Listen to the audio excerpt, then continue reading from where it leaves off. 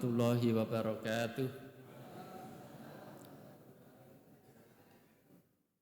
Alhamdulillah haqqa hamdi wa syukrulillah haqqa syukri wassalatu wassalamu ala man la nabiyya wa la rasula ba'dah Rasulillah Muhammad ibni Abdillah la haula wa la quwata illa billah amma ba'dah.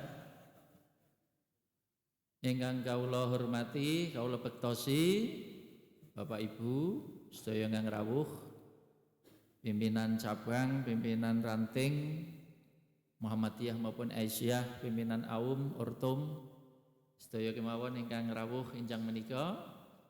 Alhamdulillah monggo kula dherekaken njuaken syukur wonten Gusti Allah taala awit saking ridhonipun restunipun kula panjenengan sami saged manunggal wonten ing palenggahan menika saperlu ngrawuhi taklim Ahad pagi. Dene tema ingkang badhe kita aturaken, kita bahas hubungannya dengan karakteristik paham keagamaan di Muhammadiyah. Jadi kita maklum kalau zaman dulu Islam itu mengenal madhab-madhab. Fikih yo ada madhabnya, kalam yo ada madhabnya, hampir semua ilmu itu ada madhab-madhabnya Pak, termasuk sosiologi, ekonomi itu yo ada madhab-madhabnya, dan itu alamiah. Nah kalau di Indonesia yang terkenal bukan madhab, kalau di Indonesia itu yang terkenal ormas Islam. Ormas Islam. Kalau madhab tidak populer Pak di sini. Di Indonesia itu yang terkenal ormas Islam. Ada Muhammadiyah, NU, LDII, MTA. Nah, kalau Salafi tidak mau disebut ormas, tapi ya berkelompok juga. Nah, ada yang lain-lain. Jadi kalau di sini madhab tidak populer, yang populer ormas. Makanya orang di Indonesia diidentifikasi itu berdasarkan ormasnya, bukan madhab fikihnya.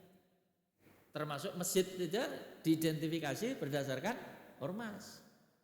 Nah, tidak jenengan rak nawani, wingi kowe salat ning masjid LDII apa masjid Muhammadiyah.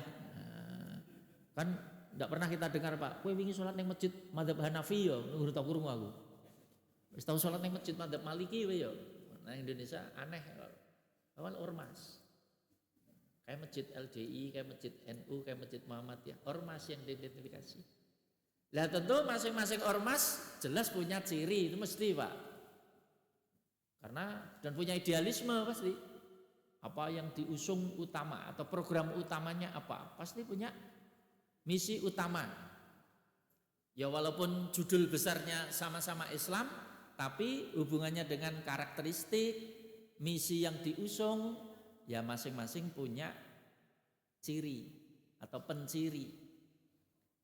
Ya kita di sini tidak dalam konteks menabrakkan atau mempertajam perbedaan, tapi tahu juga tidak ada jeleknya. Hidup itu ketika ada banyak pilihan kan juga harus tahu perbedaan persamaan Pak. Bahkan perbedaan itu lebih mendesak menurut saya.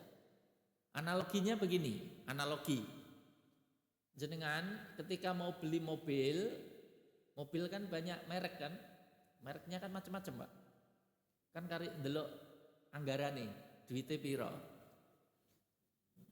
Nah, nyandak anyar ya tumbase anyar, mboten nyandak anyar ya second. Tapi pilihan kan banyak. Soalnya jenengan anggarannya 100 juta. Mesti kan harus cari informasi toh Pak. Duit 100 juta iki nak nggo tuku mobil apa wae alternative. Kan mesti kan begitu Pak. Nah, iki nak Toyota iki rega semono iki apa wae. Nak Mitsubishi rego semono iki apa wae. Sak apa-apane saiki ana merek Cina mlebu juga Wuling kayak gitu ya. Merek Korea Hyundai. Kan banyak pilihan. Ketika jenengan ada 4, 5, 6 pilihan, jenengan fokus persamaan apa perbedaan? Jenengan lebih tertarik mengikuti perbedaannya apa persamaannya? Perbedaannya Pak, sama ngopo dibahas? Sama kok dibahas? Padha-padha mobil kan sama. Padha-padha nganggo bensin wis sama. Jenengan enggak tertarik. Saya tertarik perbedaannya apa? Wong ana 5 pilihan masalahnya. Nah, itu tadi perbedaan misalnya sak liter nyandak pirang kilo, kan perbedaan. Oh iki 13, iki 12, iki 11. Itu perbedaan namanya, Pak. Terus suku cadangi gampang apa ora goleke? Bengkele oke apa ora? Cari perbedaan. Enggak masalah cari perbedaan. Iya, justru itu yang lebih mendesak karena kita mau menentukan pilihan. Lha nek arep milih waton milih ora ngerti persamaan perbedaan yo jenenge ngawur, Pak. Waton tuku ngono wae. Ndek tekan ngomah gelo. Tibake ana sing luwih apik, murah. Tiba aku iki elek, larang. Gelo kan? Ayo kasep tuku. Sebelum menjatuhkan pilihan kan ke review dulu. Review itu ya di OCIC termasuk kelebihan, kelemahan. Nah, sama di hadapan kita ada ormas-ormas. Jenengan anggap saja baru mau milih, anggap saja. Misalnya baru mau milih, ya direview dulu, Pak. Dibanding sebelum menjatuhkan pilihan maksudnya. Kelebihannya apa, kelemahannya apa, iki kelebihannya apa, kelemahannya apa. Mesti ada kelebihan, ada kelemahan, pasti, Pak. Nah, saya titip pesen hubungannya karo paham sebelum kita menjatuhkan pilihan. Saya hanya ingin mengajukan parameter-parameter jenengan uji sendiri. Diuji sendiri maksudnya bukan saya yang menilai. Kalau saya mungkin dianggap terlalu subjektif nanti. Jenengan saja yang menilai. Saya hanya mengajukan beberapa hal nanti jenengan ukur sendiri. Pertama, kalau kita itu mau masuk atau mengikuti sebuah paham, kelompok, ormas, pertanyaan pertama itu yang perlu jenengan uji, apa yang diajarkan oleh kelompok itu? Ajarannya apa? Sing diajarke apa? Sama jenengan amati, Pak. Muhammadiyah ngajarke apa? Kae ngajarke apa? Kae ngajarke apa? Terutama yang sering disampaikan oleh ustadz-ustadznya, terutama. Pertama yang dilihat ajaran. Lu kabeh Islam, Pak? Ya, tetapi tetap ada penekanan-penekanan pasti, Pak. Penekanan itu apa yang ditonjolkan. Jadi apa yang diajarkan? Kedua, jenengan uji apa yang dipraktekkan. Bisa jadi ajarannya bagus, Pak, tapi prakteknya tidak bagus. Teori tok berarti. Jadi yang dilihat yang kedua itu apa yang dipraktekkan, apa yang dikerjakan. Konsisten enggak? Yang ketiga, kriteria ketiga, parameter ketiga, apa tanggapan atau komentar orang-orang di luar organisasi itu? Sebab komentar orang di luar lebih objektif. Nah, sing biji Muhammadiyah, wong Muhammadiyah kan ya ora pati mungkin rada dipaido wong lah, Pak. Saiki sing biji orang luar Muhammadiyah, biji Muhammadiyah itu seperti apa? Itu loh maksudnya. Apa komentar orang luar terhadap kelompok itu? Gitu. Terus pertanyaan berikutnya yang perlu untuk menguji, apakah kelompok itu makin berkembang atau makin maju? Apa malah saya bubrah, saya mundur, saya ora maju? Kriteria keempat, semakin maju tidak? Semakin berkembang tidak? Yang kelima, pertanyaan kelima, nah ini juga penting. Apakah kelompok itu tahan uji? Tahan uji itu, Pak, selamat dari perpecahan. Tahan uji, Pak. Karena kalau tidak tahan uji bisa bubar, Pak. Nah, sekarang kelima ini kita pakai untuk menguji Muhammadiyah. Kita tidak usah menguji kelompok lain, nanti terlalu subjektif. Kita coba untuk menguji Muhammadiyah. Pertama, apa yang diajarkan oleh Muhammadiyah? Saya sampaikan yang diajarkan Muhammadiyah itu positif. Saya sulit menemukan Muhammadiyah ngajarke sing kontroversial, sing ora pati positif atau ora pati genah positife. Sulit saya menemukan. Indikatornya apa, Pak? Gampang. Orang sulit mengkritik Muhammadiyah. Sulit. Kenapa sulit dikritik? Lah sing arep dikritik apane sih? Lah wis standar kok. Tapi kalau enggak standar mudah dikritik, Pak. Ya, jujur sekarang ngajari ngerokok atau ngajari orang ngerokok lebih berpeluang dikritik sing ngajari ngerokok apa sing ngajari orang ngerokok?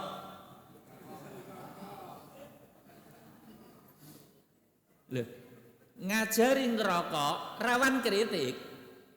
Maksudnya sing kritik bukan hanya ormas, pemerintah pun tidak sejalan dengan program pemerintah, terutama Kementerian Kesehatan.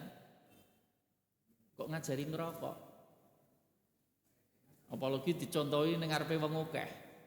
Apalagi ngomong setiap kali sedutan 1 kali tasbih. Ngajari ngerokok ya jadi bulan-bulanan orang, Pak.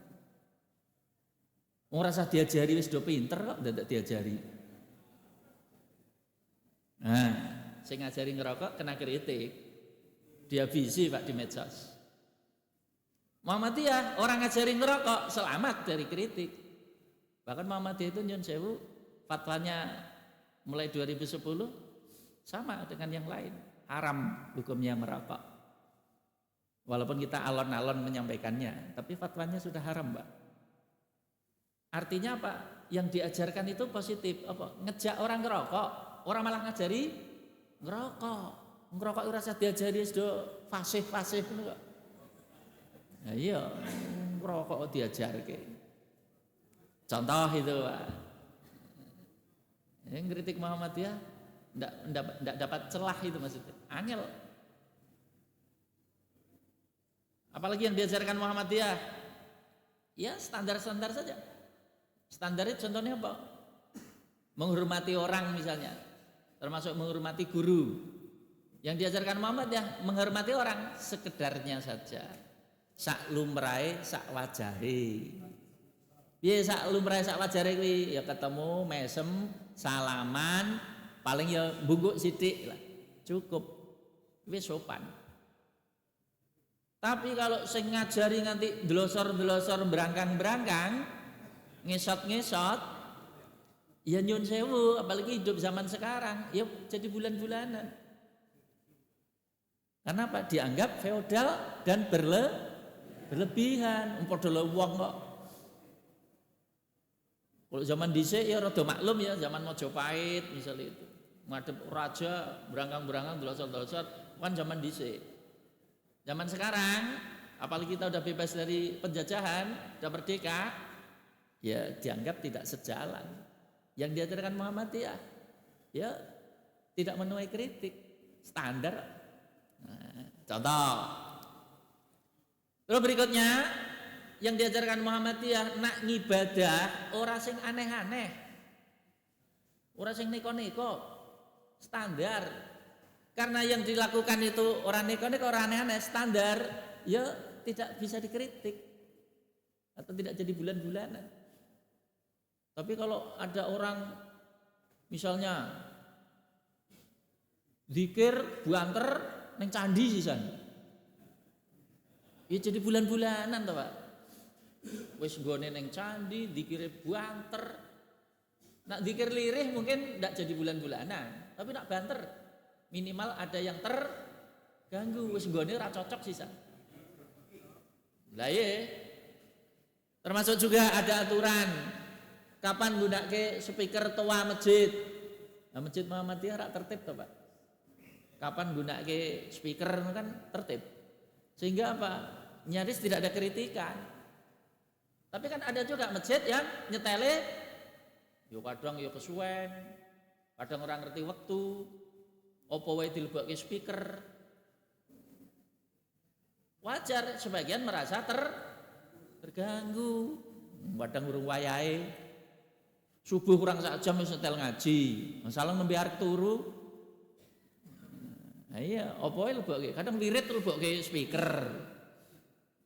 Alusane syiar. Lah sekitar situ kan kadang tidak muslim semua. Masjid Muhammadiyah sak perlune wae. Sehingga apa? Ya amit sewu tidak banyak dikritik. Jadi nyun sewu tanpa bermaksud ujub atau pamer, Kritik Muhammadiyah iki rada angel, Pak. Ya, kenapa? Sing diajarke standar-standar wae. Standar iki ya standar. Apa sing dikritik? Bahkan sekarang nguji yang kedua, sing dipraktekke, sing dilakoni. Yang dilakukan warga Muhammadiyah secara umum ya positif standar. Contohnya apa? Positif standar itu. Nak ono bencana musibah boleh dibilang Muhammadiyah terdepan. Nyoto, ketok, konkret. Ora pati kakean keluar-keluar. Jawa Tengah dok, penghimbauan lazismu tadi Sragen biasanya termasuk 3 besar, Pak. Jawa Tengah itu perolehan lazismu Sragen itu masuk 3 besar, 5 besar saya amati itu mesti masuk. Jadi ini termasuk teladan lazismu Sragen itu. Itu kalau tingkat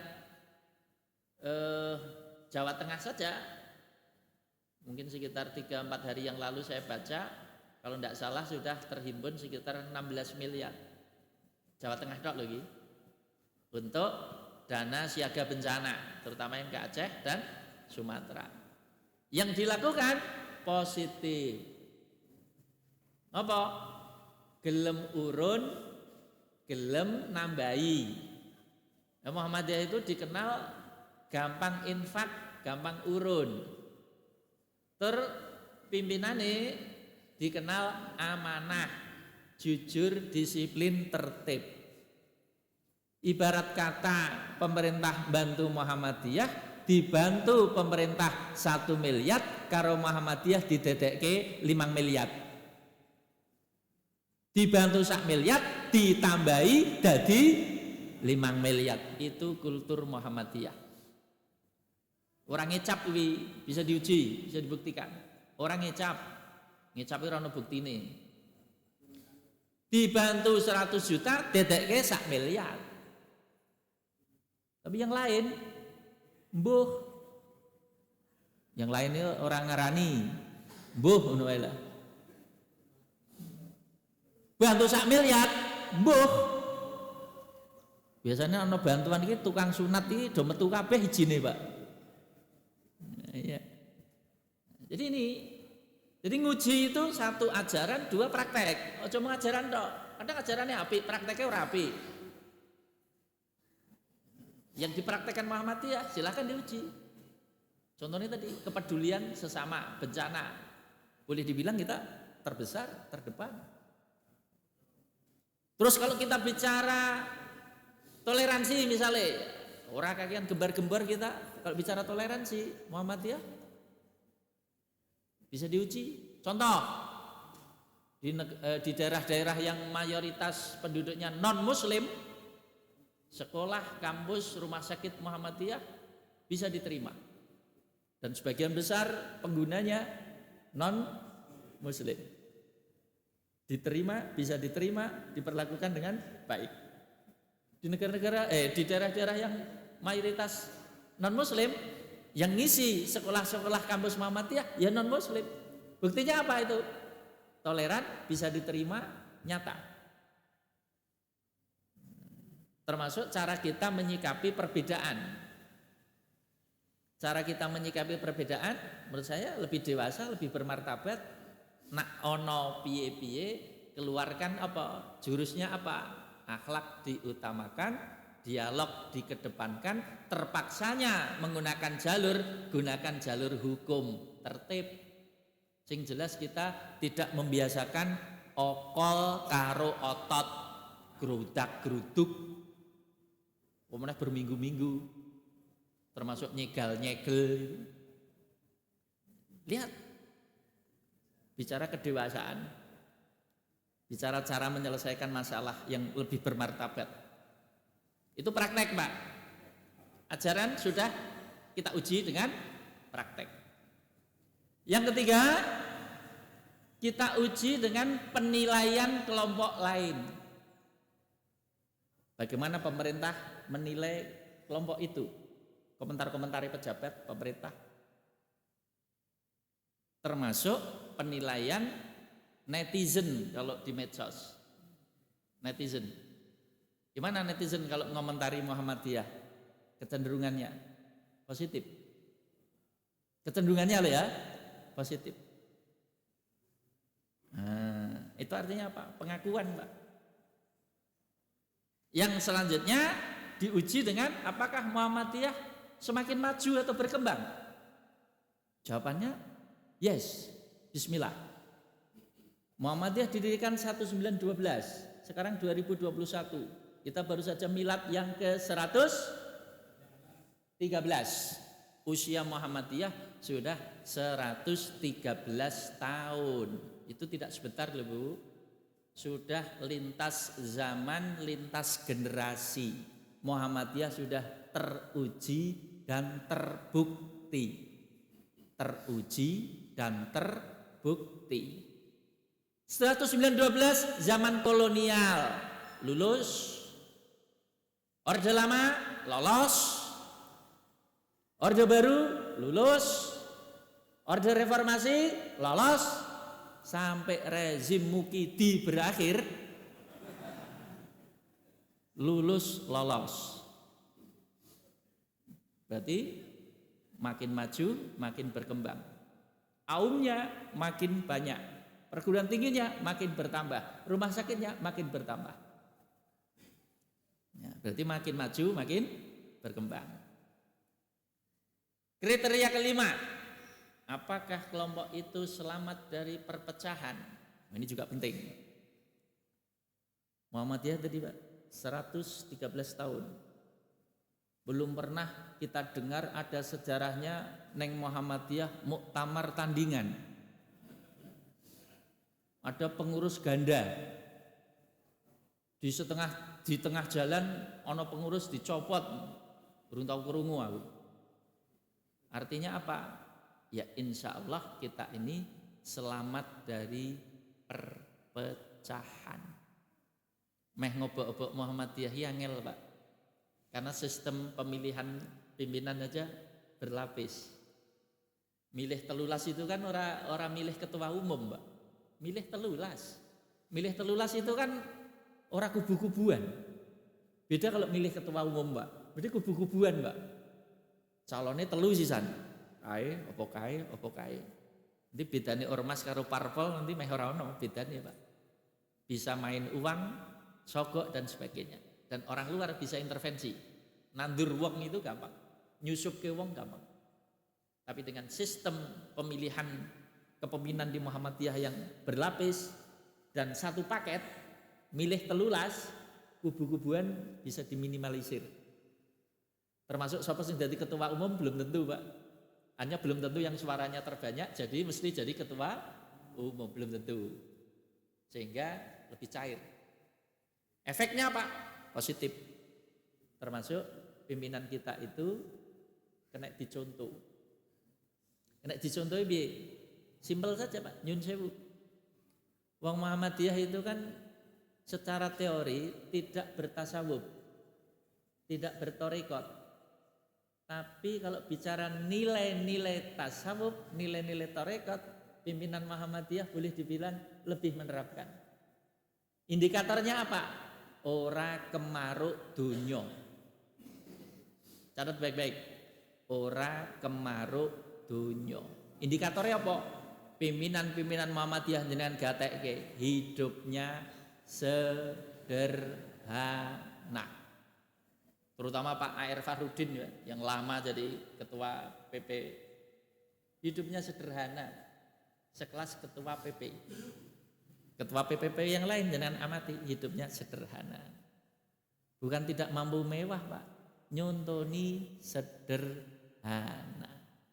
Mobil ya sekedarnya, rumah sekedarnya, sederhana. Ditawari jabatan, ora kemaruk, ora GAG, apa meneh rebutan. Ya iya, saya yakin Pak, sekelas Prof. Haidar ketua kita ditawari menteri, saya yakin ora kenggo Pak. Apa meneh kok depes-depes diangkat, tahu mana yang pantas, mana yang tidak pantas. Termasuk mengamalkan nilai zuhud. Zuhud itu ora kemaruk babakan dunia, sekedarnya saja. Jadi kita orang gembar-gembor, tapi wis nerapke. Jadi ya monggo dinilai, ngono kuwi ngecap apa ana buktine ya, monggo dinilai. Saya hanya ngajak berpikir, tidak ngecap. Oke ya, itu untuk prolog. Selanjutnya hubungannya dengan paham karakteristik. Ya waktu yang singkat tentu hanya sedikit yang bisa saya sampaikan. Tidak bisa ditanyakan, tidak bisa. Nah, yang slide saya tidak bisa berarti.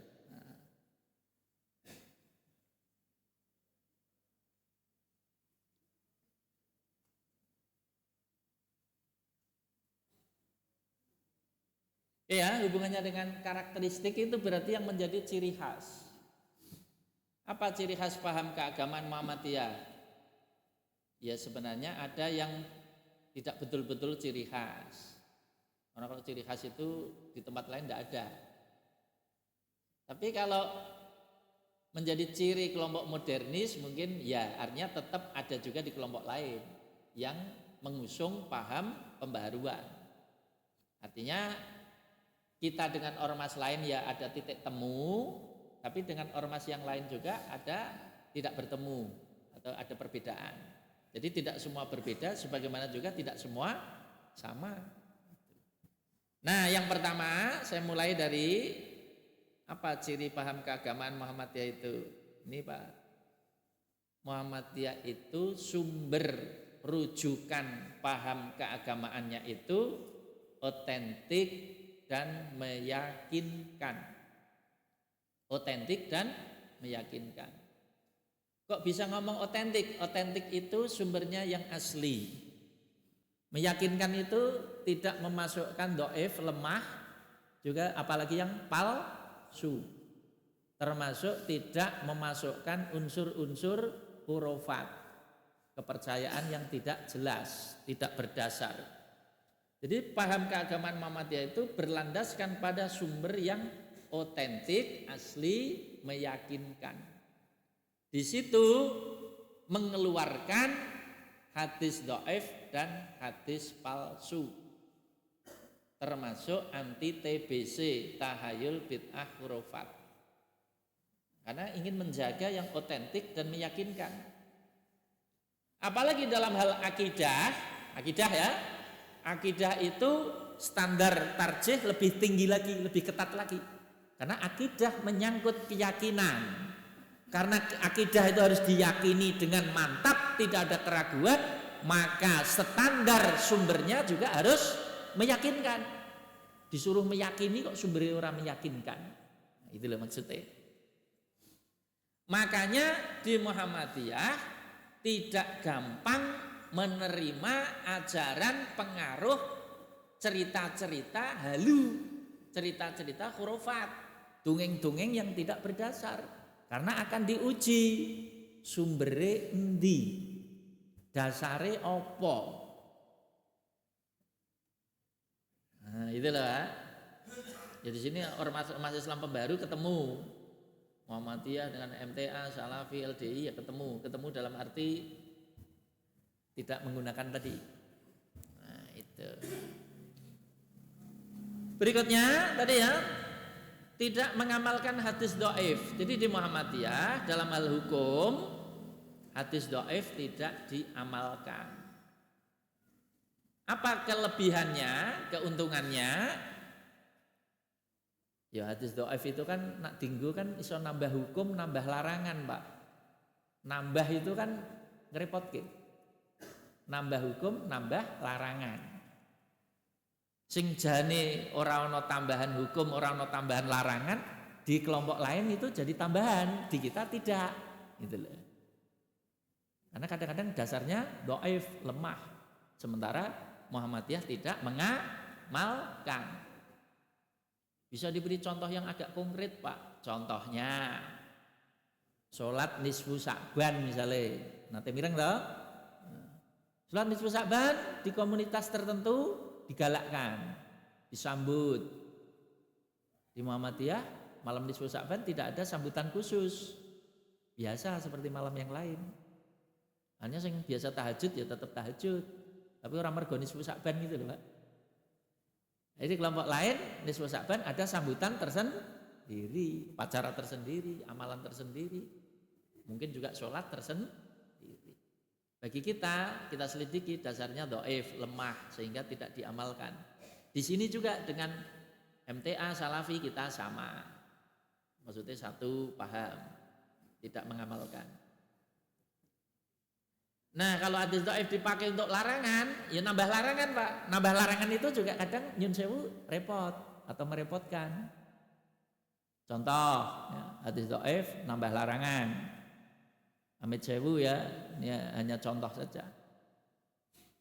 Di kitab kuning namanya Uqudul Lujen, kitabnya pengantin dalam Islam itu calon pengantin. Di sana dikutip hadis. Amit sewu ini tidak saru, hanya contoh saja. Ada hadis yang mengatakan intinya kalau ada suami istri berhubungan intim sampai nyun sewu melihat kemaluan pasangannya, anaknya nanti lahir dalam keadaan buta. Hadisnya ini sangat lemah. Kalau hadis seperti ini dipakai, nambahi hukum Pak. Akhirnya muncul hukum dilarang melihat kemaluan pasangannya. Loh, nambah hukum itu ngerepotke. Kenapa ngerepotke? Ya minimal wis repot ijek wedi sisan. Wedian samane tadi loh Pak. Loh kalau suami istri berhubungan sampai nyun sewu terlihat kemaluan terus punya keyakinan, lah anakku lahir picek piye iki. Loh itu 9 bulan istri jenengan ini kadang-kadang malah ora doyan madang lho kuwi. Bayangke apa? Picek tenan piye iki. Kadang nyalahke bapake, kowe sih Pak dadak weruh barang. Marake ribet to suami istri. Gebrek psikologi terganggu, merasa bersalah, nyalahke sisan. Nyalahke itu kan tambah perkara. Istri nyalahke suami. Gara-gara apa? Percaya hadis dhaif. Lah Muhammadiyah kan orang ngamalke hadis dhaif. Hadis tadi dianggap tidak ada. Hanya secara hukum juga tidak ada. Artinya tidak perlu dipercaya. Artinya nyun sewu seandainya weruh ya ora usah merasa dosa. Terus ya ora usah duwe keyakinan anakku nak uta piye. Enggak usah sampai ke situ Pak, terlalu jauh. Jalani saja. Enggak apa-apa. Bahkan kalau mau bantah secara logika kaidah saja ya tidak sulit. Ya Amit sewu kalau ada pertanyaan tadi, Pak apa hukum melihat kemaluan pasangan? Ya dengan mudah kita katakan boleh. Ora usah nggo dalil sing ndaki-ndaki, nganggo teori sederhana saja. Piye teori sederhana? Hukum itu nak sing abot wis halal, ya sing entreng luwih halal. Sederhana toh Pak? Hukum kuwi nak sing abot halal, sing entreng luwih halal. Sekarang ada 3 tingkatan. Nyun sewu, melihat, memegang, menikmati. Hukum paling berat yang mana? Menikmati. Sekarang saya tanya, suami istri itu saling menikmati hukumnya apa? Nah, menikmati saja halal itu loh Pak. Berarti memegang lebih halal, melihat tambah halal benar. Logika saja, logikanya nalar sehat. Oh hukum sing abot we halal kok hukum sing entreng malah dadi ora halal, iki logikane piye? Tapi kalau sing entreng halal, sing abot ora halal ya masuk akal Pak. Contoh, lihat boleh, pegang jangan, masuk akal. Masuk akal enggak? Lihat boleh, pegang jangan, masuk akal enggak? Masuk akal no Pak. Contoh, saya melihat istri jenengan masih boleh, tapi kalau memegang enggak boleh. Masuk akal. Ya kan? Ya masuk akal toh Pak. Nah ya, sekarang dibalik. Loh, megang saja boleh kok melihat kok enggak boleh. Lebih puncak lagi tadi Pak. Menikmati saja boleh kok. Iki melihat malah ora entuk. Terus hubungan karo merem ngono. Yo pasangannya tersinggung toh Pak. Lho Pak, kowe iki anggaran kok hubungan kok dadak merem, apa aku ngilani toh Pak? Ngene ajaran iki aja sing aneh-aneh lho Pak. Muhammadiyah itu ajarannya ora aneh-aneh. Termasuk tidak menyulitkan. Ngel-ngel wong lho. Kudune wong itu nyaman dadi wedi lho. Jadi ora apa-apa dadi keweden. Itu secara psikologi loh Pak, merusak loh itu, mengganggu maksudnya. Termasuk tadi punya keyakinan kalau berhubungan melihat kemaluan anaknya buta, itu sangansasi terganggu itu psikologinya Pak. Sebagian orang Jawa saya keweden kadang kok ngerti bojone ngeracun tikus ora iso turu, bojone meteng kok. Ada kan yang sebagian yang meyakini seperti itu Pak. Ketika istrinya itu hamil, bojone nyembelih ayam ora wani. Ada enggak yang seperti itu? Lah iya. Ono sing ngeracun tikus, bojone gidro-gidro Pak. Walah Pak, bola-bali tak kandhani, tak bojomu meteng aja wani-wani ngeracun tikus. Lah iki wis kasep lah piye anakmu kok ngene? Sangang sasi gelut terus lho Pak. Kenapa? Percaya khurafat. Ya betul. Yang percaya khurafat dalam tanda petik hidupnya terjajah. Yang tidak percaya khurafat merdeka. Itu contohnya yang lebih tidak mengamalkan hadis dhaif. Kalau sana mengamalkan hadis dhaif, ya monggo. Dhaif itu artinya apa sih? Lemah, kecil kemungkinan dari Nabi, kecil kemungkinan dari Nabi. Kemungkinan besar malah bukan dari Nabi gitu loh Pak. Kemungkinan besar bukan dari Nabi. Yang ke selanjutnya ciri tadi ya, tidak mengamalkan hadis palsu. Ini juga jadi perbedaan. Jadi di Muhammadiyah hadis palsu tidak dipakai. Dhaif saja tidak dipakai apalagi palsu. Hadis palsu itu lebih jelek lagi. Diarani palsu, ya hakikatnya bukan hadis, cuman sebutannya hadis, tapi hakikatnya bukan hadis. Sama juga uang palsu, ya hakikatnya bukan uang. Ayo, yang palsu tidak dipakai. Tapi apakah ada yang pakai Pak? Oh ada, sebagian kelompok ada yang pakai, sehingga amaliyahnya beda. Amaliyahnya beda. Ya monggo. Nah, Muhammadiyah tidak pakai Pak. Nah, ciri hadis palsu itu apa biasa nih? Kalau di WA itu kalau ada yang suka nge-share atau nyebar, biasanya tidak mencantumkan nama perawinya. Kalau hadis yang asli sahih, perawinya kan keluar Pak. Bukhari, Muslim, Abu Dawud, Tirmidzi itu keluar. Kalau ini kadang-kadang depannya ada Rasulullah bersabda, belakangnya itu tidak ada sing tanggung jawab sopo. Yang tanggung jawab itu yang menghimpun, yang menulis, yang mencatat, yang meriwayatkan, tidak keluar namanya. Jadi tidak semua hadis itu bisa dipertanggungjawabkan Pak. Kenapa? Karena jarak penulisan hadis antara Rasulullah dengan imam-imam pembuku hadis, jaraknya itu ratusan tahun. Bukhari dengan Nabi itu jaraknya itu tidak kurang 230 tahunan Pak. 240 tahun ini butuh 45 generasi. Jaraknya itu lama, panjang maksudnya. Karena jaraknya lama, wajar sebagian bisa dipalsukan. Beritai gampang dipalsu apa? Beritai lho gampang dipalsu. Nembe dina iki wis iso dipalsu apa meneh kacek ratusan tahun. Jadi tidak semua yang dinisbahkan Nabi itu bisa dipertanggungjawabkan. Nah, Muhammadiyah ngresiki. Makanya di Muhammadiyah ada ungkapan dasar Muhammadiyah itu Al-Quran dan As-Sunnah Al-Maqbulah, ditambahi As-Sunnah Al-Maqbulah, sunnah yang diterima, bukan sunnah gitu aja, sunnah yang diterima. Yang diterima itu tidak semua bisa diterima maksudnya itu. Yang dhaif keluar, yang palsu keluar, yang diterima mutawatir, sahih, hasan.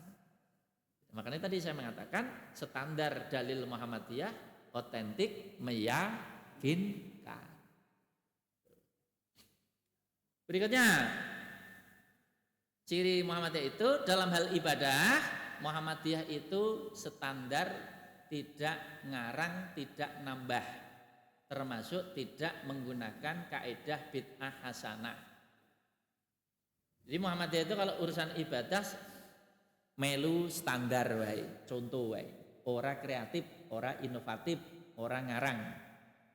Nah, ibadah Muhammadiyah itu ya datar saja, standar maksudnya. Ora ditambahi, ora warna-warni, ora modif. Sholawat cara Muhammadiyah, sholawatnya Muhammadiyah ya datar-datar saja, standar. Ora aneh-aneh, ora werna-werna maksudnya. Kalau kelompok lain werna-werna. Ditambah khasiatnya ya werna menurut keyakinannya. Salat Muhammadiyah ya standar, wirite standar. Ora werna-werna, ora ditambahi maksudnya.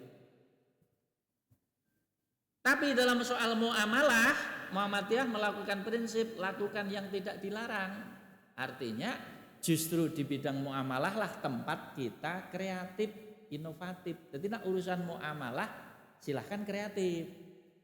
Nah, akalnya dipakai, banyak dipakai. Makanya Muhammadiyah itu di bidang muamalah cenderung maju berkembang. Kenapa? Akalnya dipakai. Tapi tempatnya di muamalah. Gaya rumah sakit ya jelas harus pakai akal Pak. Gaya sekolah ya akalnya dipakai, gaya kreatif, inovatif. Gaya BTM, bank harus kreatif. Kalau tidak kreatif sulit berkembang atau tidak berkembang. Karena Muhammadiyah di bidang muamalah kreatif, ini ibadah standar. Nah, jadi tempat kreatif bukan di ibadah, tempat kreatif di muamalah. Itu cara Muhammadiyah memahami. Berikutnya, ciri Muhammadiyah, paham keagamaan Muhammadiyah, memakai kias hanya di bidang muamalah, tidak memakai kias di bidang ibadah. Jadi kias itu pakai, tapi makainya di bidang muamalah. Nak ngibadah nganggo dalil, orang nganggo kias. Contohnya Pak, contohnya mayit dimasukkan liang lahat. Nak cara mriki enten sing diadani napa mboten? Wonten nggih? Nah, Muhammadiyah tidak ngadani mayit ketika dimasukkan ke liang lahat. Yang memakai azan ketika memasukkan ke liang lahat dasarnya pakai apa? Kias. Dikiaskan dengan apa? Katanya bayi lahir diadani, wong mati diadani. Katanya pakai kias, dikiaskan orang lahir. Nah Muhammadiyah tidak setuju dengan metode ini. Karena ini ibadah, adzan itu kan kita masukkan ibadah Pak.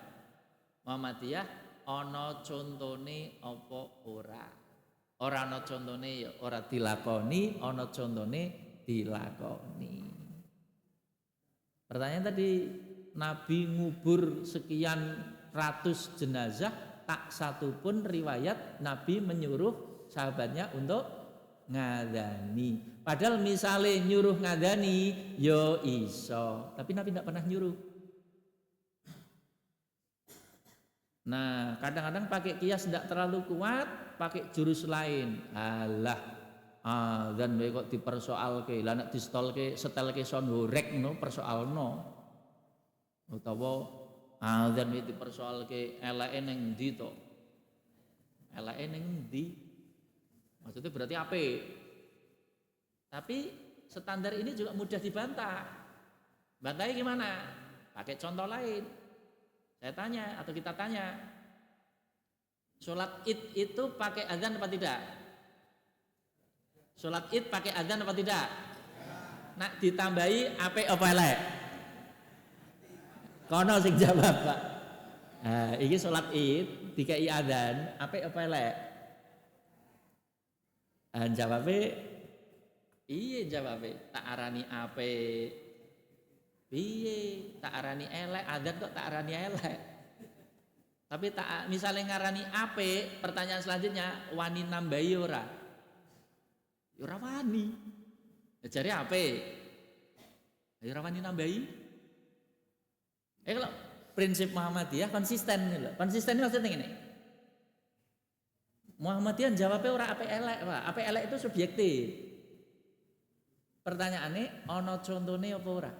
Nah, sekarang kita tanya. Sholat Id diadzani ono contone apa ora? Ndak ada. Pertanyaan yang sama. Mayit dilebokke ono contone ora? Tidak ada. Lho padha-padha ora ono kok siji nambahi siji ora. Ora konsisten. Muhammadiyah konsisten. Iki ora ono contone ora tak lakoni, iki ya ora ono contone ora tak lakoni. Konsisten. Kalau hanya ukuran apik elek, dalam hal tertentu kejebak sendiri Pak. Contohnya tadi, sholat jenazah dikai adzan apik apa elek? Piye jawabnya? Tak jawab apik, nyatane ya orang lakoni. Tak jawab elek, adzan kok elek. Iku ora masalah apik elek. Pertanyaan dari Muhammadiyah itu ono contone ora? Simple, ono contone lakoni. Ora ono contone ya ora dilakoni. Selesai, konsisten. Ini lho carane jawab. Ora masalah apik elek, Pak. Apik elek itu subjektif. Nanti kalau saya tanya, adzan ditambahi maca Al-Ikhlas, apik apa elek? Piye? Al-Ikhlas kok tak omongnya elek itu piye? Arkadat maca Al-Ikhlas, apik apa elek? Piye jawabe? Apik elek itu subjektif, Pak. Akale sapa sing jawab? Sing nentokke apik elek itu akale sapa? Tapi kalau pertanyaannya ono contone apa ora? Simpel sih. Hanya dulu waktu Nabi itu ngajari sahabat adzan, kalimatnya apa? Wes diajarke to, Pak. Dan terus awake dhewe nambahi Al-Ikhlas ini terus melu sapa? Kan gitu pertanyaannya. Ya walaupun Al-Ikhlas itu apik, sing ngono elek ya ora enek, tapi sekedar nambah-nambahi kan ya kosek-kosek. Apalagi kalau pertanyaannya kalau duduk tahiyat akhir, wis sing apik maca tahiyat apa maca Yasin misalnya gitu. Iya. Nah, yang paling aman berarti apa Pak? Melu petunjuk. Lah petunjuke piye? Nabi dhisik nyontoni piye? Lebih sederhana jawabnya. Ora kangelan teori gitu, ora kakean teori. Gitu. Ya. Jadi kias itu bukan Muhammadiyah tidak pakai kias. Tempatnya kias di muamalah. Adapun di ibadah orang gunake kias. Goleki dalile. Ya dalam hal ini kita sama dengan MTA, dengan Salafi sama. Berikutnya, ini yang ciri-ciri yang nonjol saja. Nah, ini yang kita agak berbeda dengan MTA di sini. Hadis ahad, kalau di tarjih Muhammadiyah, hadis ahad yang sahih bisa menjadi mukhassis am Al-Quran. Mukhassis itu pengkhususan, pengecualian. Maksudnya gini Pak, kalau ada dalil ayat Al-Quran umum, terus ada hadis yang khusus, fungsi hadis ini mengkhususkan yang umum, artinya hadisnya dipakai. Tapi kalau MTA kadang atau sering, ayat karo hadis itu dianggap tabrakan. Tabrakan itu tidak sejalan. Akhirnya hadisnya dikalahke ora dinggo, ora diamalke. Ini perbedaan Muhammadiyah karo MTA, tak jelaske. Masalah hubungan ayat dengan hadis. Kalau terjadi ayatnya umum, hadisnya khusus. Contohnya gini Pak. Dalil sholat Jumat itu umum karena pakai ya ayyuhalladzina amanu, betul kan? Ya ayyuhalladzina amanu idza nudiya lis-sholati min yaumil jum'ati fas'au ila dzikrillahi wa dzarul bai'. Sing dikon salat Jumat itu orang-orang yang beriman. Orang beriman kan lanang wadon kan beriman kabeh. Wong lara wong sehat kan nudu kabeh yo yang dipanggil orang-orang beriman kok. Tapi ada hadis membatasi, mengkhususkan namanya. Jumatan itu ora wajib kanggo 4 kelompok. Yang mengatakan ora wajib itu Nabi. Kan Nabi sebagai penafsir kan. Hamba, budak, orang sakit, wanita, musafir. Kuwi tak keluarkan dari ya ayyuhalladzina amanu tadi. Tak keluarkan maksudnya iki ora wajib. Sing wajib sisane kuwi. Pertanyaane, hadisnya mau dipakai apa enggak? Kalau hadisnya dipakai, ya itu berarti dikeluarkan. Ya kalau hadisnya enggak dipakai, ya diwajibkan semua. Lah Muhammadiyah hadisnya dipakai sebagai pengkhususan. Maksudnya ya ayyuhalladzina amanu ki ora kabeh, sing iki ora wajib. Tapi kalau hadis enggak dipakai, ya kabeh wajib, Pak. Dan itu bisa merepotkan. Oh, loro kon Jumatan ya repot, Pak. Wong wadon kon Jumatan ya repot, Pak. Wong bapak-bapak tok masjid wis do kebak kok. Apa neh tambahi anak-anak, orang sakit, wanita. Oh tambah ramot masjidnya. Itu namanya hadis dipakai untuk mengkhususkan. Contoh lain, Al-Quran mengatakan faqra'u ma tayassara minal Quran, bacalah apa yang kamu anggap dari Al-Quran, maca wae oleh, apa wae oleh. Tapi Nabi mengatakan la sholata liman lam yaqra' bi Fatihatil kitab. Ora diarani salat yen ora maca Al-Fatihah. Padahal ayatemu kon maca sing mbok anggap gampang lho. Terus Nabi mengatakan ora diarani salat nek ora maca Fatihah. Hadis mau dipakai ndak? Kalau dipakai Al-Fatihah itulah yang dimaksud bacaan yang mudah. Artinya kalau kita sholat yang wajib dibaca Al-Fatihah, bukan surat-surat yang lain. Itu pakai hadis.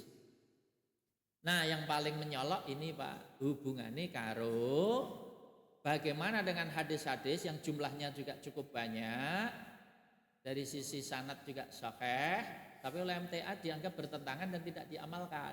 Apa contohnya? Hadis anak bersedekah atau wakaf di atas namakan bapak ibunya yang sudah meninggal. Hadisnya banyak, sahih. Dilalahnya cetok, dilalah itu petunjuknya itu cetok. MTA menolak. MTA ahlinya kayak Persis Pak. Persis itu Persatuan Islam.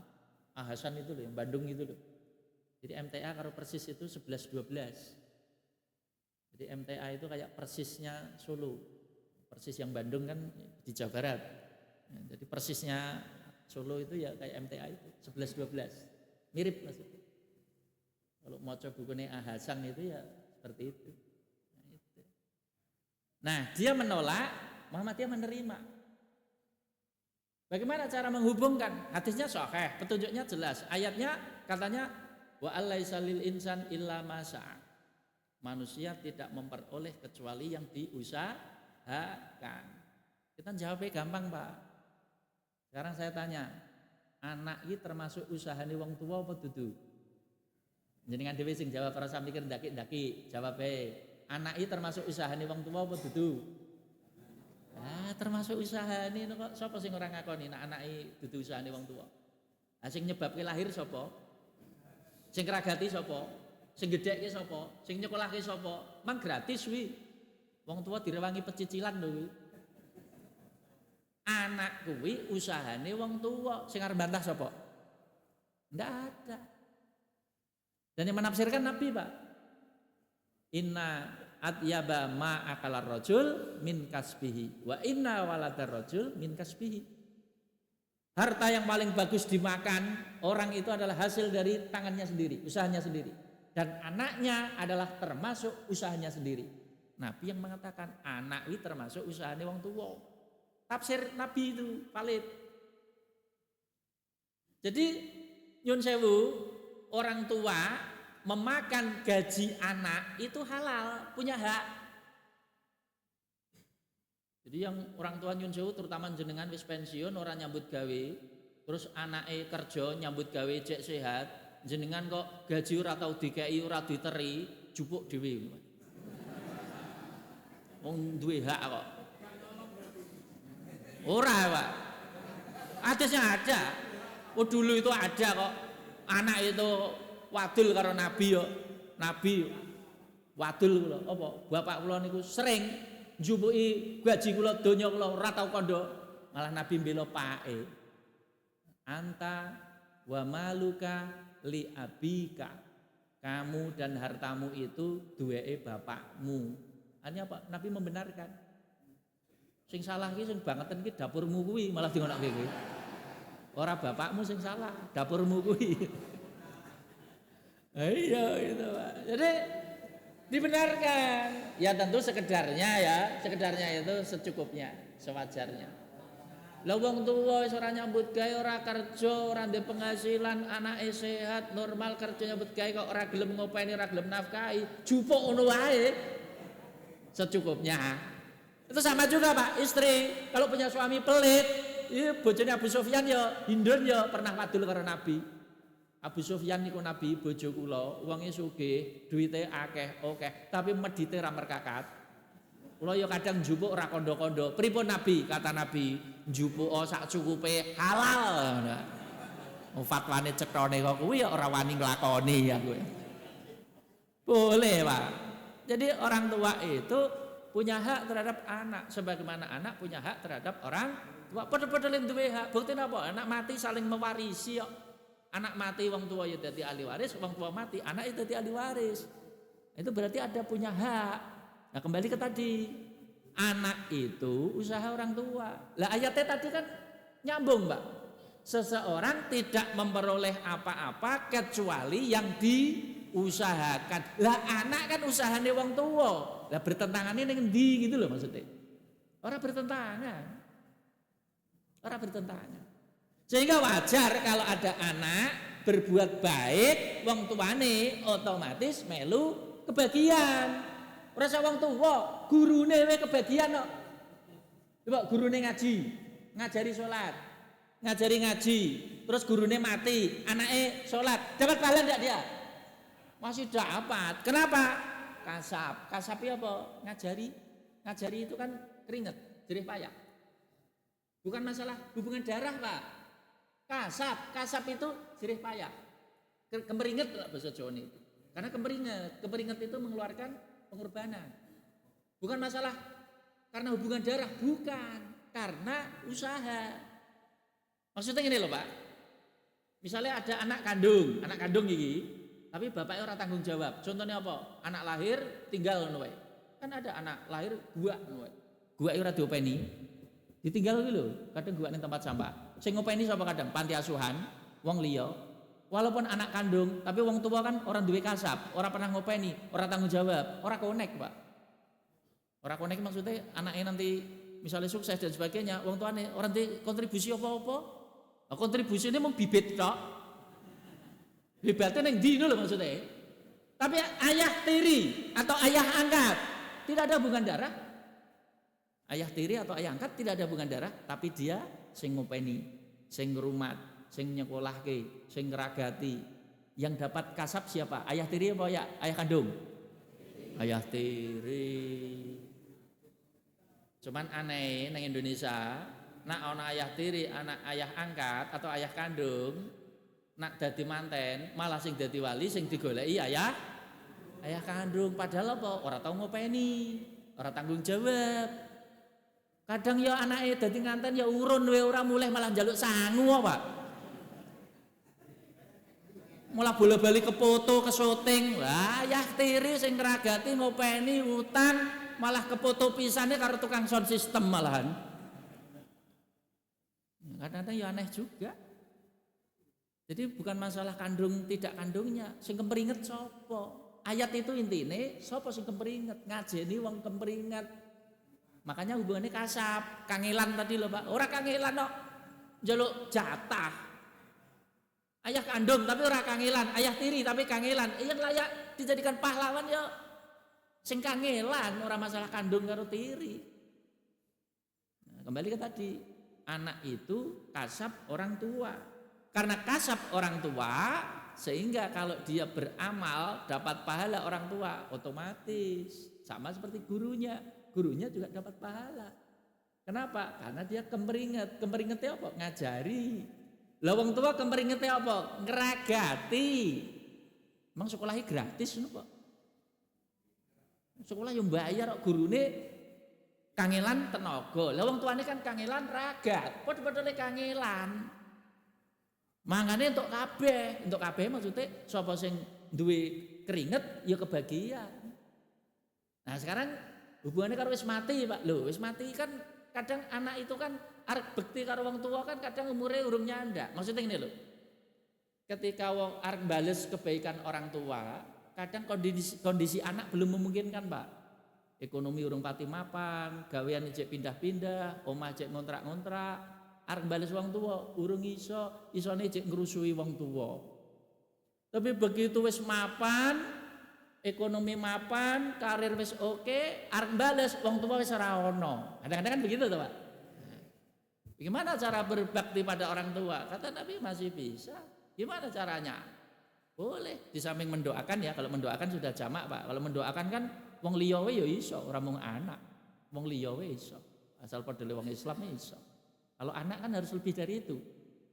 Anak bisa wakaf di atas namakan orang tua. Boleh, iya boleh. Masyru'. Dalilnya oke. Pengen hadisnya goleke 10 tak goleke banyak.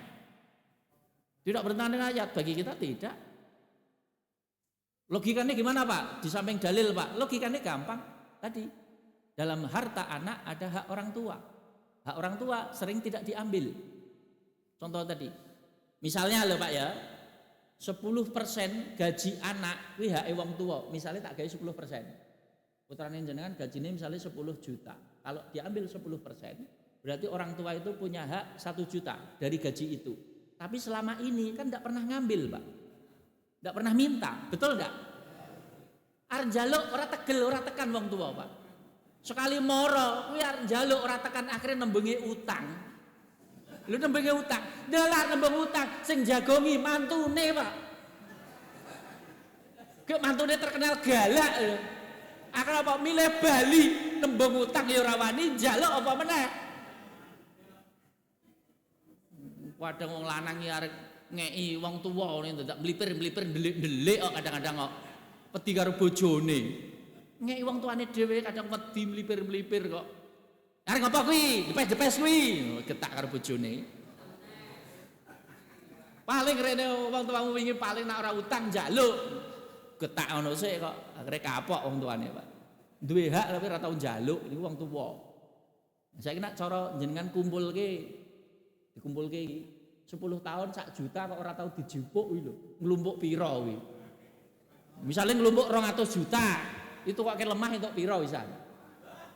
Lah terus anaknya ikrar wakaf karo ketua PRM misalnya, matur, Pak ketua PRM, aku ki pengen bekti karo wong tuaku sing wis ora ana. Jenengan sekseni Pak ketua PRM apa lemah kae lho, luase 500 meter persegi. Kayak tak ikrarke, tak wakafke nggo gedung dakwah PRM ning tak atas namake bapak ibuku sing wis ora ana. Boleh Pak seperti itu kalau Muhammadiyah. Pahalanya sampai anak dapat pahala, orang tua dapat pahala. Hadisnya banyak. Logika mudah diterima.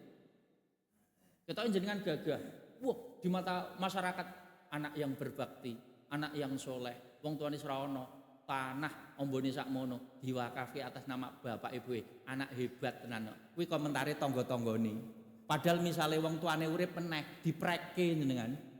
Piye le ngepreke wong tua? Rasah gaya le, kowe makafke tanah mbok atas nama aku. Bukankah tanah yang kamu wakafkan kuwi ya tinggalanku to le, malah dingonoke kuwi. Kowe iki mung nambahi sithik. Pernah tuku pisan tapi kan kowe gadekke ping 4 malah dingonoke kuwi. Ora sido gagah jenengan wong tuane jenengan urip meneh. Gampang diwelehke, terutama jenengan sing asli wong kene, maksudnya bukan pendatang. Jenengan muni kok kuwi wong tuane urip meneh, diwelehke jenengan. Diwelehke tadi rasa gaya le mbok atas nama aku, memang kuwi tinggalanku, malah dingonoke kuwi. Ora sido gagah lho. Mbae misale tangi yo dipreke meneh, kaya rasa gaya, sing separo wekmu, sing separo yo wekku. Malah dingonoke kuwi. Akhire apa? Ora gagah kabeh. Kowe tok mung atas nama, kuwi memang tinggalan wong tuwa. Coba rata-rata jenengan neng kampung kuwi rata-rata tanah sing jenengan nggoni tumbas kiambak napa nglungsuri? Ayo jawab. Rata-rata kari nemu kok. Nglungsuri lho basa ngen kula niku. Sami nggih nglungsuri enten mriki nggih. Wong padha Boyolali karo Sragen ya cek cedhak kosakatane cek padha lah. Nggih. Ora sido gagah, Pak. Jadi walaupun kita anak bilang ini saya wakafkan atas nama bapak ibu saya, hakikatnya ada peran orang tua. Contohnya tadi loh peran orang tua ini, ya memang kuwi tinggalan gue, kalah kau jenengan Pak, kalah Pak. Udah nak masalah gaji tadi, mungkin jenengan ora kuwi gaji, wong tua iki iso alasan, emang kuwi iso dadi pegawai negeri iki sing nguliahke sapa? Kalah meneh, tetep kalah Pak, nglawan wong tua itu tetep kalah. Kecuali anak sing lahir ora diopeni wong tuane lha iki cek menang kuwi Pak. Nah anak normal-normal kuwi tetep kalah ngadepi wong tua, tetep kalah Pak. Kecuali tadi Pak anak yang terlantarkan itu sejak lahir wong tuane cul ora gelem ngurusi. Lah kuwi anake cek iso menang. Tapi nak ngadepi wong tua sing tanggung jawab normal kalah. Saya kira ini saja ya, saya takut nanti kalau terlalu lama itu ya. Kalau bicara ciri masih banyak Pak. Cuman saya memang sudah nulis buku ya, tak beri judul Ciri dan Keunggulan Paham Agama dalam Muhammadiyah. Di situ saya tulis 32 ciri. Ini di mobil tadi saya lihat mungkin kalau sekitar 7 eksemplar atau 8 eksemplar mungkin masih sisa-sisa ada. Nanti kalau ada yang mau beli bisa dengan staf saya, bisa untuk tambah-tambah bacaan atau untuk kajian di ranting. Nanti kalau suatu saat perlu dibahas lagi, dibedah lagi, ya insya Allah saya nak pas ke Boyolali ya sisan ke Sragen kan ora pati adoh gitu ya. Jadi sekalian pulang kampung ya silaturahmi ya bisa memanfaatkan ilmunya juga untuk berbagi dengan sesama. Ini mungkin baru sepertiga atau seperempat, tapi ya enggak apa-apa, sidik-sidik, yang penting paham. Makanya Bapak Ibu yang saya kalau aturaken seperti tadi janji MC ada sedikit tanya jawab ya biar lebih interaktif. Rakitang 1-2 monggo Mbok menawi anten ingkang badhe dipun aturaken. Matur nuwun. Oke, Bapak Ibu monggo wekdal tanya jawab. Mbok pilih panjenengan badhe nangkletaken terkait ke Muhammadiyah napa sanesipun monggo saged dipun tangkletaken.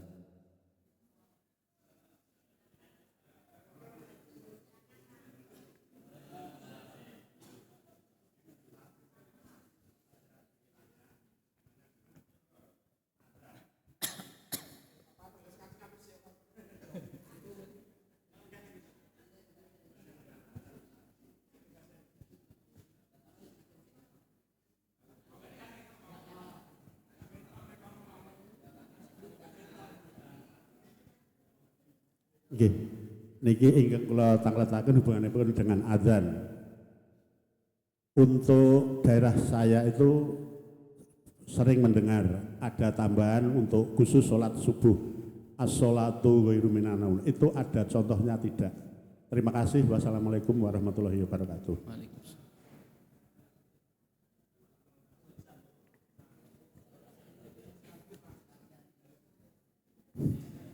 Terima kasih. Yang saya tanyakan adalah bahwa akhir-akhir ini itu praktek keagamaan yang mungkin di Muhammadiyah itu banyak digugat.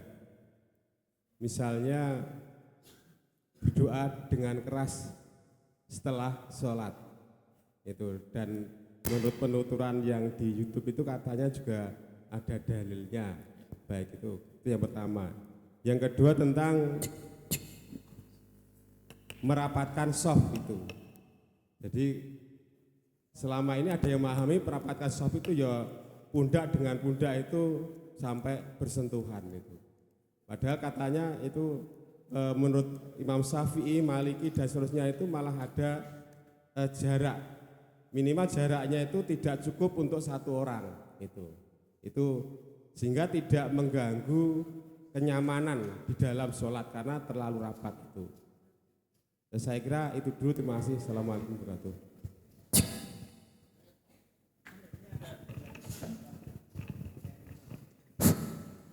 Assalamualaikum warahmatullahi wabarakatuh.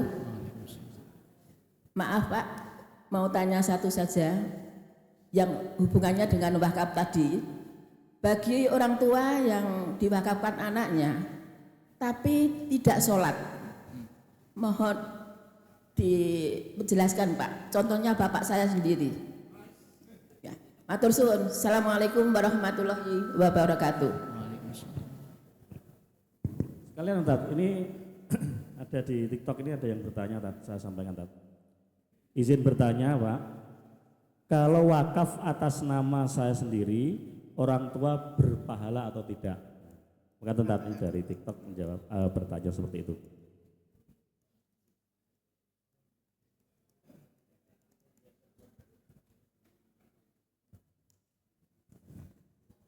Niki riyen nggih. Nggih matur nuwun sangat ya. Yang pertama, as-sholatu khairum minan naum. Dibaca apa tidak? Kalau di Muhammadiyah atau di HPT tetap dibaca Pak ya. Tetap dibaca as-sholatu khairum minan naum. Kalau mau dalil rincian sebagainya, saya sebenarnya sedang menyiapkan buku yang mau terbit maksudnya.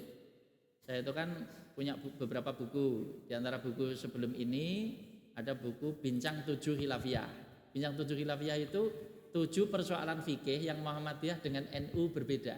Tapi memang belum cetak ulang. Nah, saya mau membuat berikutnya yang hubungannya juga dengan perbedaan fikih-fikih seperti ini. Cuman memang sedang proses kalau itu. Jadi as-sholatu khairun minan naum tetap dibaca. Apalagi adzannya hanya sekali. Sebenarnya khusus adzan subuh, adzan 2 kali itu sebenarnya sunnah atau dianjurkan. Dengan catatan konsisten. Konsisten maksudnya ono terus. Coba kadang ono kadang orang bingungi wong, Mbak. Maksudnya orang kena nggo patokan gitu loh. Kadang ono kadang ora. Tapi kalau mau ono terus bisa diambil misalnya setengah jam sebelum asli masuk fajar. Misalnya kalau asli subuh itu jam 4 misalnya ya, adzan pertama kalau ditarik setengah jam ya setengah 4. Tapi aja pokoknya kurang. Kalau masjid itu ada adzan pertama berarti setengah jam menjelang subuh gitu loh. Fungsinya apa adzan itu? Nangekke wong bangun malam, nangekke. Maksudnya sing urung tahajud ben tahajud, sing urung witir ben witir. Maling-maling ya bentang Bali gitu loh Pak, usar subuh gitu. Aja diteruske. Gitu loh maksudnya. Ada hikmahnya. Termasuk orang rondo-rondo ya, wah, besar subuh iki. Jadi manfaatnya banyak, gugah-gugah barang. Gugah-gugah itu termasuk mengurangi kejahatan, Pak. Tadi Pak maling-maling ya akhirnya dadi minder wisar subuh iki. Nah, itu. Hanya sing tangi saya akeh iki. Nah, itu. Itu kalau mau 2 kali. Memang kalau mau 2 kali tentu perlu ada pembeda. Pembedanya apa kalau adzannya 2 kali? Yang satu pakai as-sholatu khairun minan naum, yang satu tidak. Itu kalau mau 2 kali loh ya. Tapi kalau adzannya hanya sekali ya pakai as-sholatu khairun minan naum. Nah, itu aja. Ya, kalau 2 kali bisa saja yang pertama pakai as-sholatu khairun minan naum, yang kedua sudah tidak pakai. Karena adzan yang pertama fungsinya gugah, adzan kedua pemberitahuan bahwa waktu subuh yang sebenarnya sudah masuk. Dan waktu subuh Muhammadiyah itu 8 menit lebih akhir dari yang ditetapkan Kemenak. Karena dikoreksi 2 derajat. Kalau Kemenak 20 derajat, Muhammadiyah 18 derajat. Jadi dikoreksi 2 derajat. 1 derajat itu setara 4 menit, Pak. Jadi kalau dikoreksi 2 derajat berarti waktu Muhammadiyah itu mundur 8 menit. Jadi kalau jadwal Kemenak misalnya jam 4, Muhammadiyah itu sebenarnya mundur 8 menit. Artinya kalau kita poso, sahurnya tambah suwe. Nah, karena mundur. Jadi tempat masjid sana sudah ada, jenengan itu aslinya jek iso witir. Masih cukup untuk witir. Termasuk nak poso jek cukup bisa sahur. Karena anggap saja jek imsak gitu ya. Nah, itu supaya kita ketahui. Mantap Pak, ya mantap saja, ngapain enggak mantap? Oh, itu istihad dari pakar yang ahli kok. Jadi kita itu mundur 8 menit dari jadwal. Itu ya yang as-sholatu khairun minan naum.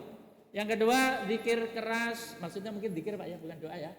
Zikir keras setelah sholat. Jadi gini, menurut saya fatwa yang tengah-tengah itu fatwanya Imam Syafi'i sendiri, bukan Syafi'iyah ya, Imam Syafi'i. Kalau kita bicara Imam Syafi'i, rujukannya al-um. Kalau Syafi'iyah ya kitab-kitab madzhab Syafi'i. Imam Syafi'i sendiri itu menurut saya sing nengahi wis bagus. Zikir keras itu diperlukan kadang-kadang hanya untuk ngajari sing gurung iso ben iso. Contohnya kayak caca sekolah itu loh. Mungkin kan sholat duhur, zikire banter, ngapa banter? Ya karo ngajari. Itulah Pak. Nek iso kembali lirik. Kira-kira setengah tahun, kira-kira wis ora do iso meneh. Banter meneh nek pas seminggu, parong minggu bar kuwi lirik. Jadi tidak terus menerus. Muhammadiyah secara umum lebih memilih zikir sirri. Sirri itu pelan-pelan. Kenapa? Mendahulukan Al-Qur'an. Yang hadis Ibnu Abbas itu kan masih kecil waktu itu Pak. Sholatnya mungkin yang jobo. Ibnu Abbas itu masih kecil ketika Nabi diutus itu. Masih anak-anak. Ibnu Abbas hanya cerita mengangkat suara, maksudnya zikir dengan keras itu pernah atau ada dilakukan di zaman Nabi. Aku mendengar itu sebagai tanda kalau sholat itu sudah selesai. Jadi Ibnu Abbas mendengar dari luar masjid, aku kerungu. Tapi pertanyaannya, apakah itu menunjukkan terus menerus? Belum tentu juga. Hanya itu pernah terjadi, gitu loh. Apakah menunjukkan terus menerus? Belum tentu. Makanya juga pakai dalil lain. Dalilannya apa? Dari Al-Quran, Mbak. Zikir itu dianjurkan pelan, lirik. Nah itu loh. Jadi menggabung dari berbagai dalil, bukan terus menerus. Jadi seandainya kita mau menggunakan zikir keras pun tidak untuk terus menerus. Bisa dipakai untuk sekolah-sekolah ngajari anak-anak atau ngajari jamaah. Tapi nanti kalau kira-kira wis do iso, wis mudeng, zikir sing diwaca apa to? Kira-kira wis do mudeng, kembali ke lirih. Nanti beberapa bulan lagi mungkin banter meneh. Yang jelas tidak terus menerus. Itu pendirian Muhammadiyah. Yang berikutnya merapatkan shaf sampai di mana? Yang jelas memang Nabi menyuruh supaya shaf itu dirapatkan, diluruskan sebelum memulai sholat berjamaah. Bagaimana tafsir dari merapatkan meluruskan itu? Dalam hadis diterangkan sebagian sahabat atau 1-2 sahabat ada yang menafsirkan kakinya, mata kakinya ditempelkan sebelahnya. Tapi itu inisiatif atau tafsir sebagian jamaah. Hanya tidak langsung Nabi kadang-kadang. Nah itu. Tapi intinya kalau Muhammadiyah yang dipakai memang shaf itu lurus rapat. Seandainya ada jarak, yo ojo adoh-adoh. Jarak itu misalnya hanya 1 jari itu kan masih normal Pak. Tapi ya ndak usah terlalu ngesuk. Ngesuk itu apa? Nguderi sikile sebelah iki lho. Dioyak terus itu nanti mekangkang gitu. Ya disawang ya ora pati patut Pak. Salat kok anggere rakaat anyar golek sikil.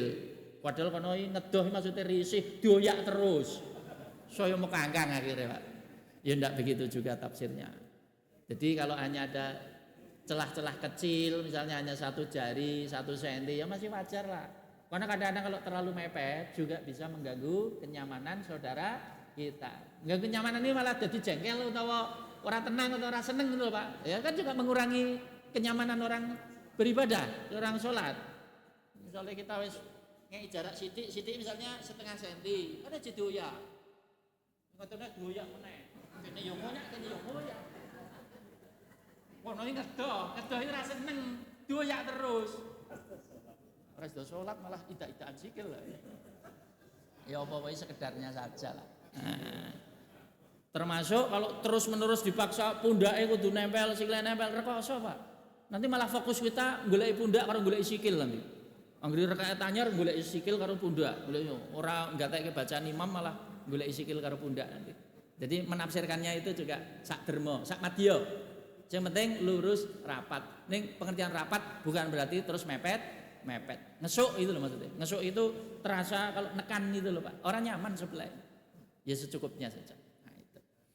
Berikutnya mau wakaf atas nama orang tua tapi orang tuanya belum sholat atau tidak sholat. Ya itu kembali ke masalah akidah dulu. Orang yang tidak sholat itu masih dihukumi muslim apa kafir? Kalau MTA kan terang-terangan mengatakan kafir. Nah, Muhammadiyah apakah terang-terangan mengatakan kafir? Kalau saya kok enggak. Nah, paling banter ya kita katakan fasik. Fasik itu kakean dosa. Dosa gede maksudnya. Tapi kalau sampai dihukumi kafir kita juga bisa rugi Pak. Karena kalau kita menghukumi kafir orang yang tidak sholat 70% wong Indonesia ini sing ngaku Islam ki coke salate jek bolong-bolong ya Pak. Survei saja Pak. Sing salate tertib itu mungkin hanya 20% Pak. 25% Pak. Artinya konsekuensi dari mengkafirkan orang yang tidak sholat itu serius juga. Jadi kan ngetokke Islam statistik itu 70% Pak. Dan itu secara dakwah merugikan Pak. Ya jelas merugikan. Kalau berdosa jelas, ya. Tapi apakah sudah dihukumi kafir dalam arti sudah bukan disebut Islam atau tidak layak diperlakukan sebagai orang Islam? Saya kira kalau Muhammadiyah tidak sejauh itulah. Tapi tetap kita katakan orang yang sengaja meninggalkan sholat dosa besar. Tugas kita bukan mengkafir-kafirkan, mendakwahi, mengajak, mengingatkan. Adapun wis kadung, lha pripun meneh Pak wis kadung tiyangé pun sedok. Ya asal dia secara administratif masih mengaku Islam, secara administratif masih dianggap muslim, kita sebagai anak mendoakan boleh-boleh saja. Justru wong sing kakean dosa kan lebih perlu doa daripada sing ora kakean dosa. Logikanya kan simpel Pak. Orang yang butuh syafaat ya orang yang lebih banyak dosa. Orang yang banyak dosa enggak terlalu butuh syafaat. Nah, itulah. Ya siapa tahu atau kita husnudzon bismillah ya Allah. Orang tua saya jujur dulu memang sholatnya masih bolong-bolong tapi secara zahir dia ya syahadat, ya dia tetap Islam, tidak pernah menyatakan keluar dari Islam. KTP ini ya tetap Islam, administrasi Islam, ya secara umum tetap kalau saya meyakini tetap masih sebagai Muslim. Doakan monggo. Diterima alhamdulillah. Seandainya belum atau tidak diterima ya bukan hak kita untuk memaksa, itu haknya Allah. Nah, itulah. Jadi masih mungkin walaupun wallahu a'lam. Semua wallahu a'lam, kita itu kan belum mengalami masalah itu ya. Gitu. Tapi memang perlu saya garis bawahi, akan lebih kuat ya Pak ya, lebih kuat kalau ada wasiat. Artinya kalau jenengan pengen nyuruh anak tadi Pak, kalau ada wasiat tambah kuat. Hanya kalau ada wasiat itu jenengan dhewe iki duwe niat lho, duwe karep. Kalau jenengan ndak pernah wasiat kan karepe sing urip ora karepe sing mati. Tapi nek ana wasiat iki sing mati iki ya karep. Cuman dibebanke sing urip. Contohnya wasiat ingatan lho Pak. Wasiat itu tidak harus nunggu nak wis sekarat kan duwe wasiat. Wasiat itu walaupun kita masih sehat seperti ini, jenengan wasiat boleh atau bagus, dan jangan takut Pak. Kadang-kadang kita wasiat itu keweden. Lho Pak, kok wasiat-wasiat peling-peling wis arep mati apa Pak? Malah ora masalah mati le. Wong ki mati ki ora ngerti, ora kondo-kondo, aku tak weling dhisik. Jadi weling itu ora kudu nunggu wis sekarat kan nembe weling. Mbok ngene iki sehat, mang weling Pak. Weling iki contone ngene lho. Ke anak putuku mumpung do ngumpul bodo-bodo misale. Bapak kan wis sepuh. Apa meneh bapake umure wis di atas 63, jarine wong-wong umur di atas 63 kuwi wis karek nikmati bonus. Wong Nabi mung 63, aku wis 74 misale. Bonusnya wis kakean. Nak bonusnya kakean wis langsung iso hangus iki. Wes Bapak arep weling iki siji, kowe kabeh anak putuku sing guyub sing rukun, aja do padu apa meneh urusan warisan. Loro, nak kowe rezekine longgar, nak itu bersyarat. Nak rezekimu longgar, sesekali kowe tuku kurban, nggo kurbano atas namakno aku. Itu wasiat Pak. Boleh Pak, boleh wong wasiat kok. Dan itu ibadah harta Pak. Ibadah harta itu rada cair maksudnya itu Pak. Beda dengan ibadah badan itu langsung fisik Pak. Misalnya kita wasiat le aja lali ya, menak bapak ora ana, kowe ngisako pindho sing siji nggo kowe sing siji nggo aku. Kok kon ngisak pindho. Nah itu ibadah badan Pak. Ora iso wakil-wakilan. Kalau ibadah harta, wakil-wakilan bisa. Contohnya jenengan nak nyembelih korban, apa kudu nyembelih dhewe? Kan kongkonan kan saged to Pak. Ibadah korban kok kene le nek di 3 juta kowe nang pasar tuku terus langsung seterno panitia. Jenengan mung nyerahke duit tok. Ora pernah beli dhewe, ora pernah weruh dhewe kadang-kadang. Boleh ibadah harta kok. Wasiat juga gitu. Jadi kalau ada wasiat kuat, Pak. Nanti kalau anak ditanya, "Lho, kowe iki tuku wedhus loro siji nggo sapa?" Siji nggo aku, siji nggo menuhi wasiate bapakku dhisik sadurunge sedo. Sesekali nek aku duit-duit lebih kon korban atas nama beliau. Lagi aku menjalankan wasiat. Menjalankan wasiat kuat. Berarti sing mati iki duwe niat, duwe karep ngono lho. Tapi nak ora ana wasiat memang rada lemah, Pak. Lemahnya maksudnya, kowe ngapa ndek tuku wedhus loro? Siji nggo wong tuaku. Lah mergo apa? Ya aku melas wae kata wong tuaku ning alam kubur digebuki malaikat iki masalah itu. Wih, inisiatif dhewe berarti, Pak. Memang ora pati kuat. Ya walaupun masih mungkin, Pak. Masih mungkin dapat pahala sekaligus menjawab yang ini. Pak, misalnya kita wakaf atas nama sendiri, apakah orang tua dapat pahala? Tidak. Kalau saya tergantung. Tergantungnya begini, Pak. Kalau orang tua punya andil dalam harta itu baik langsung ataupun tidak langsung, orang tua tetap dapat bagian. Contohnya tadi saya beli wakaf ini misalnya kambing tadi saya wakafkan atas nama orang tua. Tapi uang ini adalah gaji saya. Ya sedikit banyak orang tua saya, berapa persen kan punya hak, Pak. Cuman tidak pernah ambil. Ya insya Allah dapat sesuai kadarnya. Baik diniatkan langsung maupun tidak langsung. Insya Allah dapat karena punya andil. Termasuk jenengan kalau tidak mau formal-formal amat, contohnya ini loh Pak, tidak formal-formal amat itu tidak juga harus tonggone do weruh. Jenengan ngisi kotak infak ini misalnya ya, boleh Pak. Jenengan misalnya 40.000 disendirikan 20-20 misalnya. Jenengan ikrar, bismillah ya Allah, 20.000 pertama saya nama sendiri. 20.000 yang kedua saya namakan atas nama almarhum ibu saya yang sudah meninggal. Belum ikrar dewi, tonggone kan ora ngerti, koncone ora ngerti. Insya Allah manfaat orang tua sampai. Apalagi diniatkan. Cara bantahnya gimana? Dalil banyak, hadis banyak, logika cukup mudah dicerna saya kira. Termasuk jenengan ikut paham sing wong mati ganjaran ijek iso tambah karo wong mati ganjaran wis ora iso tambah. Kira-kira nak cara hitung-hitungan masih lebih menguntungkan yang punya keyakinan ijek iso tambah apa sing kira-kira wis ora iso tambah? Kalau saya menguntungkan ikut yang ijek iso tambah. Walaupun wis mati tapi ijek iso tambah. Timbangannya melu paham nek wis mati ora iso tambah. Ya wis. Wis maksudnya modalmu iso ngepres. Tapi nek ijek iso tambah lebih menguntungkan. Termasuk satu lagi. Ini salah satu menurut saya juga terlalu medeni wong awam itu Pak. Ya nyun sewu ya. Salah satu doktrin MTA itu wong ki nek wis dicemplungke neraka ora iso metu Pak. Betul enggak? Pernah dengar enggak? Jadi wong ki nek sekali nyemplung neraka ora bakal iso metu. Wah, bagi saya itu mutus harapan wong Pak. Sekali nyemplung neraka ora iso metu lho. Kalau jumhur ulama, jumhur itu mayoritas termasuk Muhammadiyah menggunakan hadis. Hadisnya sahih jelas. Akan dikeluarkan dari api neraka orang yang punya keimanan walaupun hanya seberat atom debu. Akan dikeluarkan. Berarti kan tidak selama-lamanya Pak.